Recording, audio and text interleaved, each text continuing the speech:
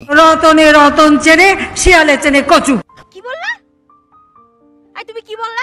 রতনে রতন চেনে শিয়ালে চেনে কচু। এ আমি কিছুতেই মেনে নিতে পারবো না। কেন? শিয়ালে কচু খায় কোনোদিন শুনছেন? না। আসলে কথাটি হবে রতনে রতন চিনে শিয়ালে চিনে মুরগি। সকলের হাতে মোবাইল ফোন। এই মোবাইল ফোন কে দিয়েছে? কেউ দেয়নি, নিজের টাকা দিয়ে কিনেছি। আওয়ামী লীগ সরকার দিয়েছে।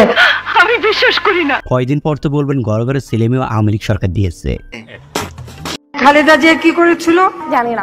আপনি বলুন কি করেছিল? মুরগির উপরেও বোমা মেরেছে। নিজেকে মুরগির সাথে তুলনা করে ফেললেন। এটা কি কোনো কথা? জানি না, তবে এটা হাস্যকর। এই ধরনের কথাকে আমরা আজগুবিক কথা বলে থাকি। কি বললা? আই তুমি কি বললা? মাননীয় প্রধানমন্ত্রীর কিছু আজগুবিক কথা নিয়ে সাজানো হয়েছে আমাদের আজকের ভিডিও। সো ভিডিওটি এনজয় করতে থাকুন। আর হ্যাঁ, কেউ ভিডিওটি সিরিয়াসলি নেবেন না। আজকে ইন্টারনেট, ফেসবুক বা ইউটিউব যাই ব্যবহার হচ্ছে সেগুলি তো আমাদেরই করা। না জানি কবে বললো বসবেন ফেসবুক ইউটিউবের প্রতিষ্ঠাতা আওয়ামী লীগ সরকার।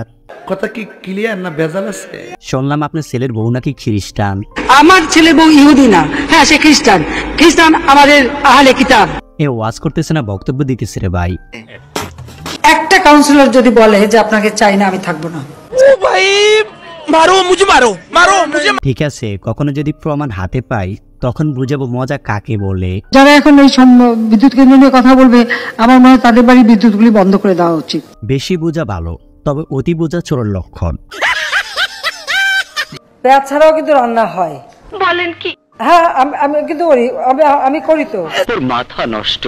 আগুন ছাড়াও তো রান্না করা যায়, তবে এসব আপনার দ্বারাই সম্ভব।